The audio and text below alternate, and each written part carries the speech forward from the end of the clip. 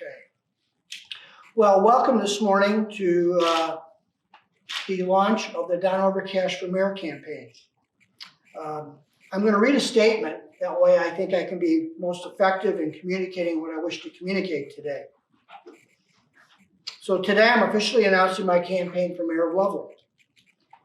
The theme is Uniting Loveland with Positive Action. Each day I start by asking myself a question. What can I do today to improve our community? My service on the Loveland City Council since 2015 of November, and as Mayor Pro Tem the past 2 years since 2017, has been both challenging and rewarding. Challenging because the issues are complex and because it takes time and patience to listen, learn, and develop appropriate solutions. It's rewarding because I've been able to make a positive difference in the lives of people, a goal that has always been central to my life. And that's the reason I'm running for mayor. To serve well, our mayor must be forward-thinking, decisive, and action-oriented, an energy creator who collaborates with council members, city staff, and citizens to create best fit solutions for everyone in Loveland. The mayor must not also focus on ideology to a fault, but on providing sound leadership that is responsible, reliable, and reasonable. It is about listening and learning and understanding the very real issues impacting people's lives, and then collaborating to create workable solutions. These are uniquely challenging times, as COVID has thrown all of us into uncharted waters. As we all work through this pandemic, it is imperative that city leaders stay focused on the essentials of a healthy, vibrant community. We must also address threats to Loveland's unity and morale. If we fail to value and respect each other as people, Loveland will simply cease to be Loveland. The mayor must offer executive experience, positive energy, and a strong community voice to support an expanding list of important objectives, such as retaining and creating jobs. Our citizens do not need the added stress of worrying about their future employment. And not only retaining jobs, but we must be proactive in helping attract good jobs, primary employers, as well as independent businesses to our community. Number two, providing for a high level of public safety. The last thing a spouse needs to worry about is if their spouse is going to make it home in time from dinner safely. They also don't need the stress of worrying if their kids are safe going to and from school. And one of the things that frustrates all of us is removing the doubt or the anxiety that it might take 45 minutes to get to and from a grocery store when they already have a jam-packed day. Item 3, working for robust housing options. What does that mean? It means a lot more than just having a place to live. It's making sure that we ensure that Loveland is an affordable community to live in. It's not just about the house, it's about the cost of living in Loveland. We need to be sensitive to that, always working to create not only housing options, but affordability options within our entire community. It also means valuing recreational and entertainment activities. Quality of life is often demonstrated by the recreational activities that communities offer. It's about paying attention to our bike paths, which is a form of transportation. It's about paying attention to our parks. It's about providing educational opportunities within recreation, such as Devil's Backbone, as our museums and our libraries. And I believe it's important that we support educational opportunities for all. That's not a slogan just for the school board. That should be a central focus of the city. Providing and supporting educational opportunities for all. And we need to be about attracting retail and professional services that meet the needs of citizens. The last thing we want to hear is a citizen has to drive 45 minutes to another community for a product or service that isn't available conveniently within Loveland. We need to be paying attention to that and seeing if there's ways to fill that gap, letting the free markets do its job, but actively looking for ways to meet the needs of citizens to fill those gaps. And we need to be providing, as I mentioned earlier, to ensure that we have safe and efficient travel throughout our city. People should not be worried about where they're commuting, where they're walking, how long it takes. Is it safe? Are the streets are passable or not? That is a given if we're to ensure the quality of life that has made us a very unique community. And all these goals, though, are based on a central belief that every Loveland citizen is a valued member of our community, regardless of our differences. I hope you join my campaign for mayor and vote for me, Don Overcash, on November 2nd, 2021. So I have some assistance with Christine. She's watching our chat room. There's probably 20, 25 participants participating via chat. So I'm prepared to take a few questions from them, and we'll see how it goes from there. So our first question is, earlier you referenced making a difference in our community, and they would like to know how you plan to do that. That's a good question. Thank you. It's actually a perfect question because I think it's a question people are interested in. How do you go about making a difference in a community? I believe working in a collaborative manner with council, staff, and citizens is an essential ingredient. But what are they working on? What we ought to be working on is creating a picture, a vision of what Loveland could and should look like 5 years out, 10 years out, 15 years out. What is that picture that we're working towards? What is that vision, that goal that we are guiding our city towards? And that's why it needs to be a collaborative manner. It's not what I think or a city staff person thinks, but it's collectively, what do we want our community to be? I like to use the expression of becoming. What are we becoming as a city? And that takes conversation, that takes discussing hard issues, but it takes doing so together and not doing so in vacuums. Often organizations focus way too much on the past, and they're stuck in the past. It's always yes, but, or they're making decisions based on the past, or they're configuring their organizations based on the past. I think what we need to do is constantly working on creating a picture that draws people in and encourages them to move forward for the right reasons.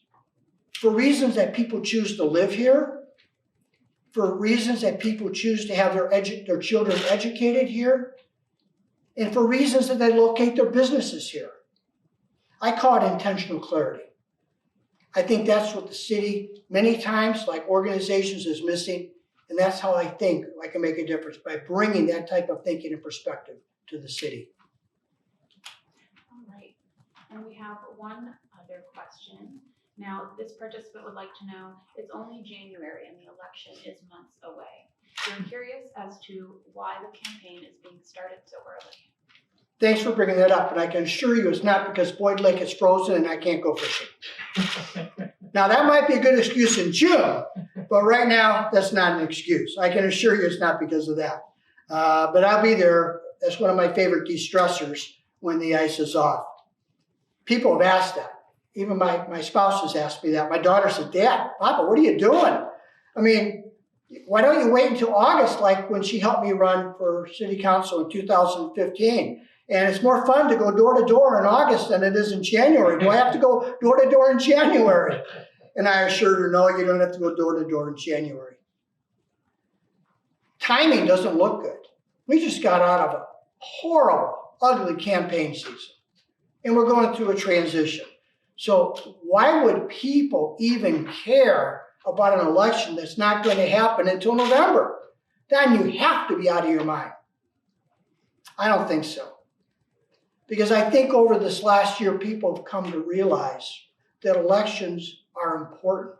There are consequences to elections. And one of the greatest challenges that voters face is who to vote for. I know I get phone calls every October 30th, October 27th, October 15th. Every year, that's an election year. And they have the same question. Don, who do I vote for? You're involved in politics. I don't know who this person is. I see they got an R or a D, but I don't know what they stand for. I don't know who they are. What are you going to do? See, what I want to avoid is that question next October when the ballots are mailed out around the middle of the month. I want citizens to have 41 weeks in order to answer this question, or to provide them, better yet, the opportunity that they can answer this question. I want people to have plenty of time to get to know me, Don Overcash, what I believe, how I live my life, how I make decisions, what I stand for.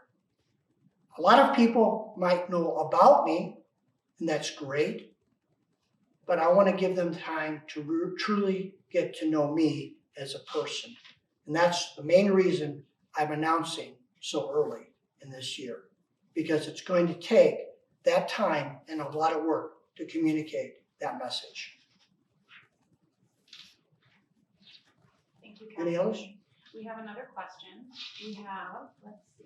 It seems as though it takes council forever to discuss an item. Then the decision is made in minutes. What does your decision process look like?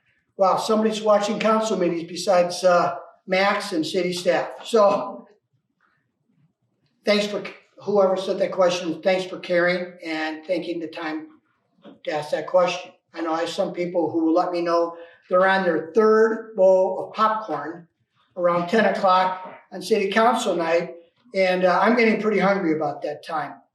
But I think it's an honest question. It seems as though it takes forever with all the discussion that goes on at council, and then the decision's made in a matter of seconds. And occasionally it seems as though the question is, or the decision is very difficult to make. I really haven't found too many decisions difficult to make at council. I've used the same process that I've used over 30 years of being in business. I research, I listen and learn, I validate, I confirm, and then I act. The decision takes seconds, but it's been preceded by significant preparation. And it starts with preparation on the issues. I generally spend 15 to 20 hours a week in city council business, between meetings, commissions that I serve on, boards I serve on, and most importantly, I talk to every citizen that calls me and wants to speak. When I go to lunch, there's certain places I go to lunch where I know I'm going to be engaging in conversation. And when I need to have a business meeting and stay focused on what I need to do, I have to go to someplace else for lunch. But I intentionally look for opportunities to listen and discuss with citizens. I also spend a great deal of time discussing the issues with councilors on an individual basis. It's a good thing we get 3 minutes on cell phones right now, because it'd be pretty expensive otherwise. A question to discuss with staff well in advance of the meeting. Concerns that I might have regarding an item we'll be acting on. I'll raise my questions then, I'll challenge, and that usually leads to more questions, more phone calls, conversations. And that happens all before the council meeting. It's preparation. We're given a staff packet or a council packet. Sometimes it's hundreds of pages. And there's several documents in there. I make a habit of reading every one of them. There's others I can go a little lighter on. I've learned how to rely upon fellow counselors and their expertise in various areas. See, the meeting part is actually the easiest part of the entire decision process. That's a matter of listening to staff presentation, listening to council questions that might have risen that they hadn't thought of before or didn't have answers to before. It's about listening to citizen comments before we decide. And once we're through with citizen comments, we have counselor comments. Can you mute that, please? We'll have counselor comments, and by then, it just takes a matter of seconds to finalize my decision, to validate it, confirm it, and finalize. So I find the process very difficult, but I find making decisions very easy once I'm in a position that a decision is required. Until then, just looking, just trying to understand, just trying to learn. I often ask myself at the very beginning, what if I am wrong? What if I'm not looking at this situation correctly? What if something is missing that's essential? What if I have a bias that's driving this and I don't have an open mind? That's what I do for those hours before ever entering a council meeting. So once I'm in council, I usually feel pretty comfortable with where I'm at. And that's because of the preparation and the assistance so many others have provided. So I think that addresses that. Are there any others, Christine? We have one final question if you have time. Okay, yeah. Okay, and this comes from someone who's followed council a little bit, it seems. And they said, council is contentious, sometimes even personal, and they would like to know, what do you think, or why do you think you can be a uniting force? Okay, I think I heard it correctly there. We had a little background noise, but I think we're good. Fair question. And I don't want to overpromise. I don't know if that's possible. It's possible, but it might not be possible. But what I can say to the issue is that I believe it's a leadership issue on all of our counselors' parts. But I'll accept responsibility for my part to play in this. See, leadership is working with others on a team in order to make good things happen. It's not about living in the past. It's not about living in fear. It's about being able to look forward, as I mentioned earlier, of where are we heading, what's important.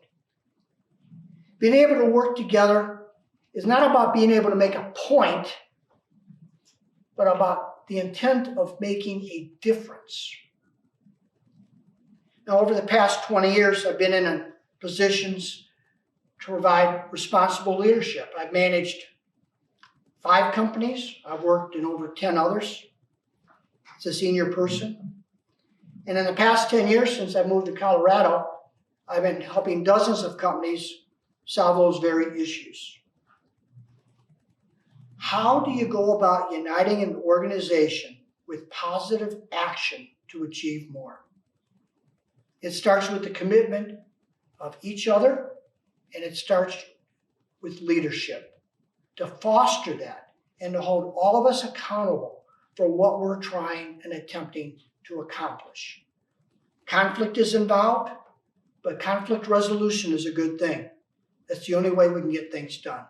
And I'm confident that as mayor, I'll be able to do that, uniting Loveland with positive action. So thank you very much for the questions. Are there any others, or are we? That's it. That Good. was our Any final questions from the participants here? I'm happy to take them now or after. It's up to you. Good. Sure. Since the last election, we've seen some high-profile instances of interpersonal conflict between council members, both on and off the dais. What do you think is responsible for that, and how do you think you'll try to heal some of the divisions on council and improve communication between council members? Tough subject, isn't it? You witness our meetings. It's true. there's been more contention. I can't speak to the intentions or motives of others. I don't know that. I know what my heart is. I know what my intentions are.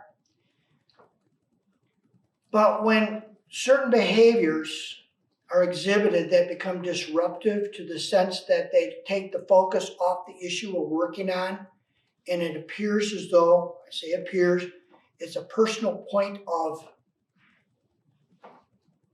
accomplishment as compared to solving a problem,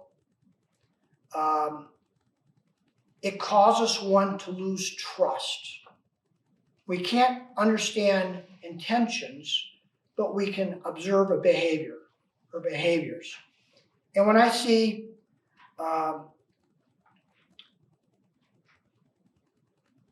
negativity, not difference of opinion, but information being put out that's just wrong, factually incorrect, or statements being made at council, factually incorrect. And I've documented some of those this last year when I said, you're wrong, please check the minutes. And those statements get out there. That's very disruptive. That destroys unity because then people don't know what to believe. They'll read one thing in the paper, for instance, but they heard something different because the paper's not going to print something that's not true. For the most part, we make mistakes, but there's a difference there. And that causes lack of trust, and that dissolves unity. Without trust, meaning you know what you're talking about, you're giving good information, it's honorable. You're treating people in a safe manner. You're being truthful with them and respectful. And you do what you say you're going to do. And you're doing it for the right reasons, trying to move things forward. But when actions speak differently than that, it gets very confusing. So the way I deal with that is personally, I confront it. I'll have discussions privately on an issue. If that doesn't resolve it, I might bring it up publicly within our council group.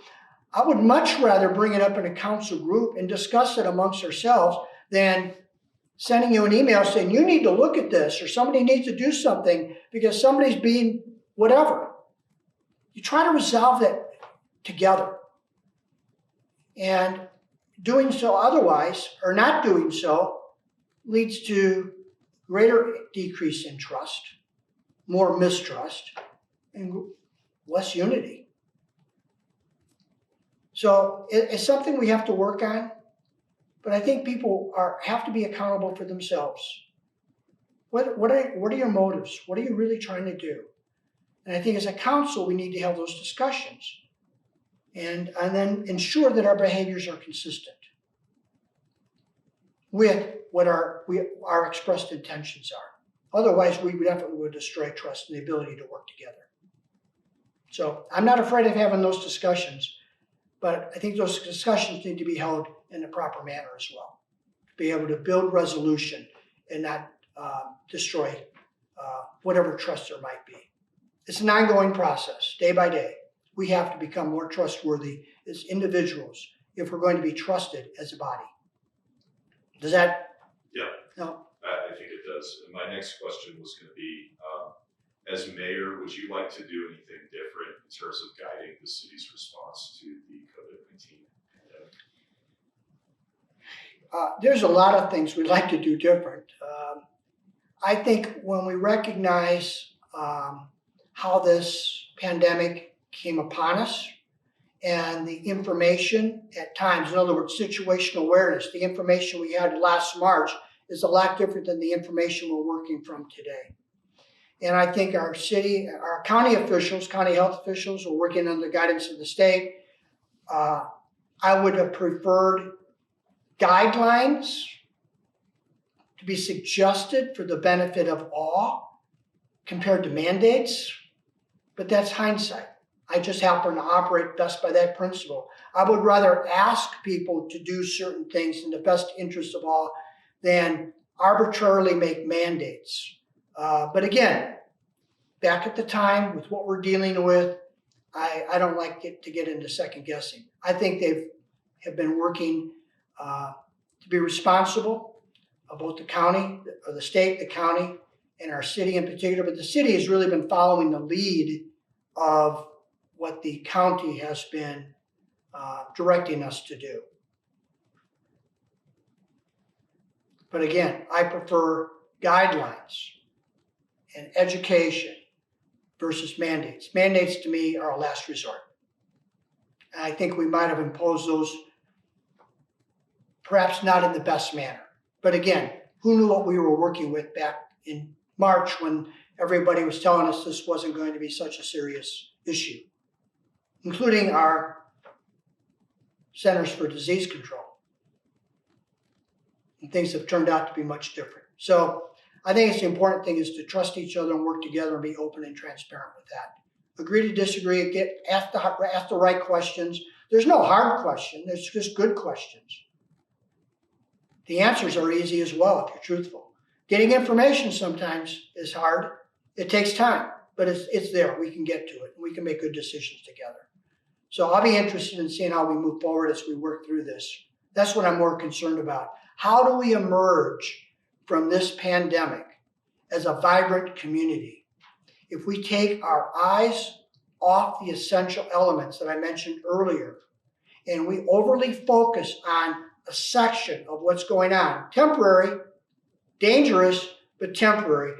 If we take our eyes off the long-term picture, we could end up with more serious issues. So it's striking that right balance, continuing to look forward as we work through this current situation. And I think the best way to do that is what I've been seeing, much better communication the last several months than say the first few months. But we have better data as well now. And you think education and to the extent that the city does issue guidelines to businesses or citizens, you think guidelines is a better strategy than mandates? I think mandates have a place when we're in crisis management. Guidelines and people understanding the impact consequences of the situation. Most people are going to take that step to doing the right thing. We're all about one of two things in our lives. We want to survive and we want to thrive. There's not a citizen out there that doesn't have those concerns. We want to survive and we want to thrive. And when the pandemic first hit us, we went into survival mode. But we need to be continuing to think about how are we going to thrive through it and come out at the other end of it. So it's a balance. It's not a perfect equation. It takes skill. It takes emotional composure. It takes people with experience that have been through crises before, knowing that there is an end, there is a light at the tunnel, and they have the willpower and the experience and the skills to work through that process and not shut down out of fear. We need to be concerned, but we have to move forward. We have to address the issues that people want to survive and they want to thrive, including our businesses, including our school system, including our families, including people that employ people in town. I don't believe anybody is intentionally trying to make things worse. I think we all have the same motives. We might need more education, and more motivation at times, but I don't think anybody is out there trying to make things worse. At least nobody that I work with. And the next question that I have is a bit of a pivot. Wait, is he paying extra for all these questions? He's getting...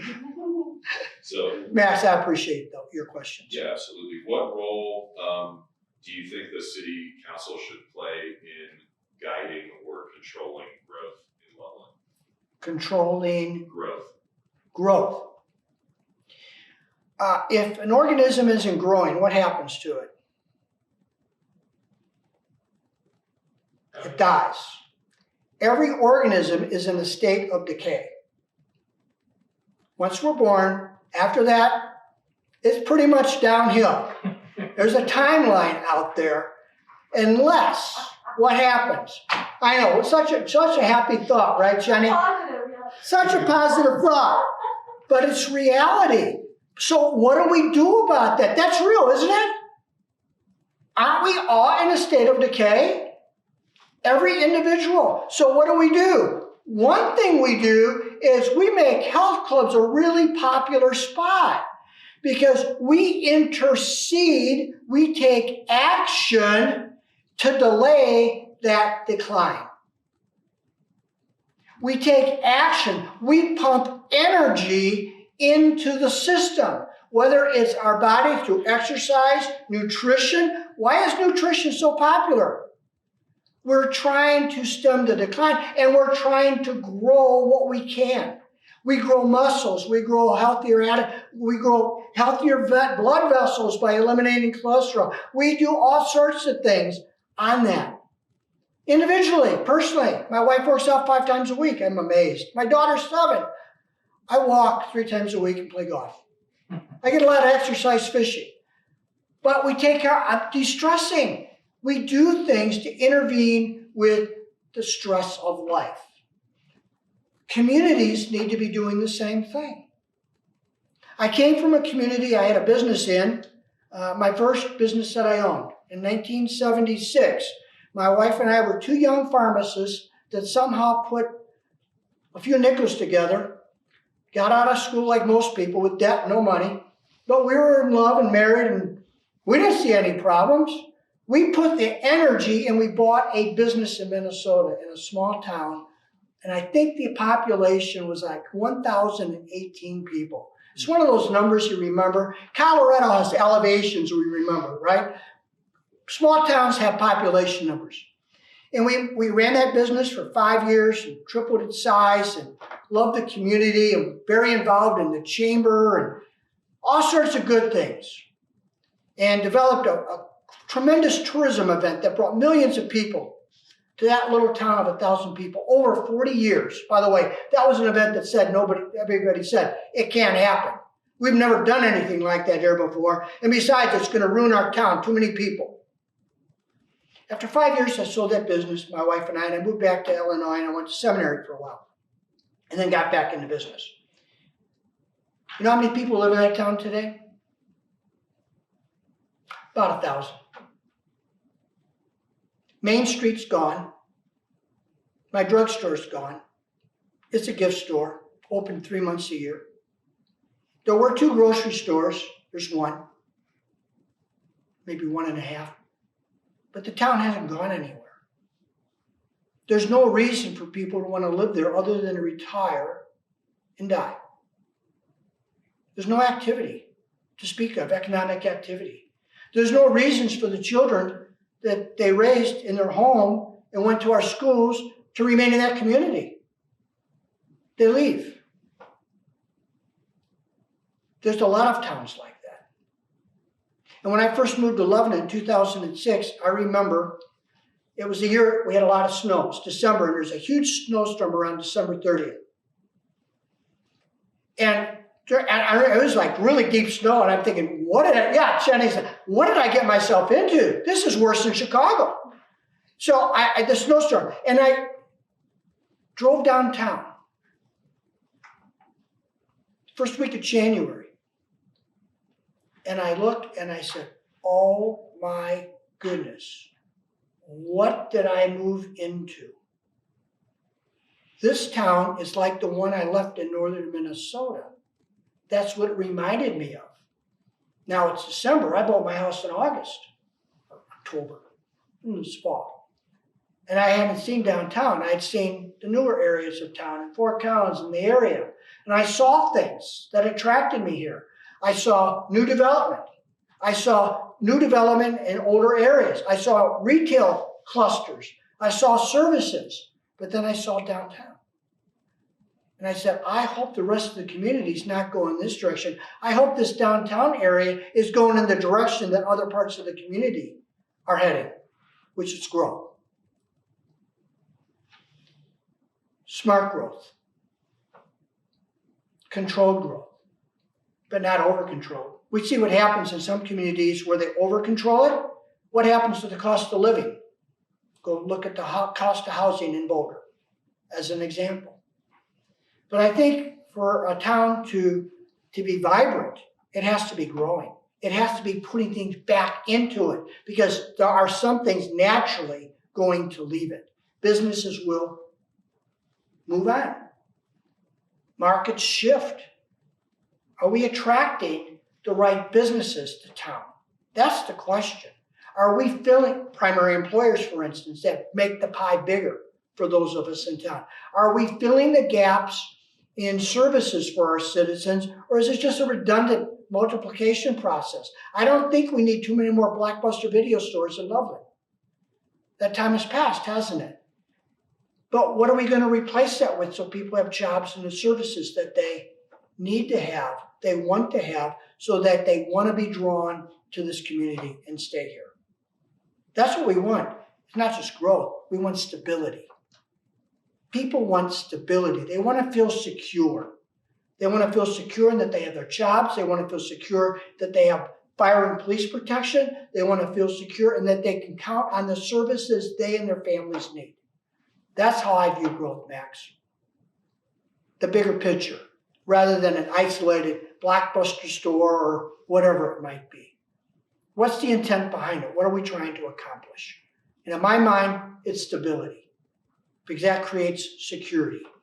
And growth, the right type of growth, enables that to happen.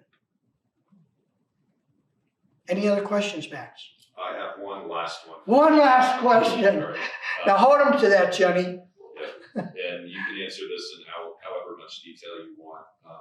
But how would you like to see Loveland change over the 2 years of your mayorship if you do become mayor? Great question. I think I might have answered it a little bit in some of the other questions, but let's see if I can keep this one short to the point. And Max is going to say, that'll be a first. I'm used to having 2 hours with a room full of people, and I get to write on the board and move and do all sorts of things. So this is a challenge. Max, I think one of the biggest challenges facing the city right now is developing a collective vision of who we are becoming. If that question isn't answered, we will become like a ship on the ocean without wind. We will drift one way or the other on whatever tide comes up or some changing issue. I have seen very little attention in the last 3 years given to that question. What are we becoming? And the question then is, how can city leaders, and I don't mean just council, but all of us in the city, how can we develop that and work towards that? There's no perfect path. It's going to wander like this, but at least we have a path that we're all on the same page. And that's how you create unity. In a previous council, there was a councilor, her and I probably never voted on a national issue the same way. Probably never once. I hit my golf balls to the right. I got a horrible fade, and she tends to have a pull. She'll hit them to the left. Kind of way our politics might go. But you know what? We sat down before we were even elected to council and had that discussion. Where are we heading? What are the things that we need to tackle together in order to get to a solution? Even though we're going to arm wrestle, and I'm going to beat you every time, she said to me. We developed a great relationship that wasn't based on partisan politics. It was based on what is best for Loveland. From our different perspectives, we continuously created solutions, options, choices that people could make heading in that direction. And I think that's the biggest challenge we have right now. Not just in Loveland, but in our nation. If you have to win through might, that's by force. That tends to dissolve unity, not create unity. We need to bring people together, create that collective vision, develop an action plan with flexibility, and get moving, and bring people along with us who help create that plan. That's our biggest challenge in the next 2 years. We made great strides in that. This last year, for instance, see, I'm getting longer again, aren't I? We created a strategic marketing plan for the state. Didn't have one before. We worked 3 years to get that done. Fiscal resiliency plan. Worked 2 years to get that through. Working with other counselors to make that happen. I can name a number of other issues that took time. Budgeting process. 3 years to work through to understand that issue. To really try to determine what we need to do. Because you know what's missing? We still don't have an investment strategy for this city. We're operating year to year. We kick the can down the road. How is that in the best interest of citizens 5, 10, 15 years down the way? Our unfunded needs continue to grow, and there's projects on there that should be funded. But we gotta come to a decision on that collectively as a community and not have to have that battle every 3 years or 2 years or 5 years, whatever it might be. We have to come to an agreement on what our objective is. And then we can develop a plan on how to get there. But we gotta come to agreement on that objective. And that to me is gonna take a 2-year challenge. That's a 2-year challenge. So that would be a primary focus that I bring to the table. Good?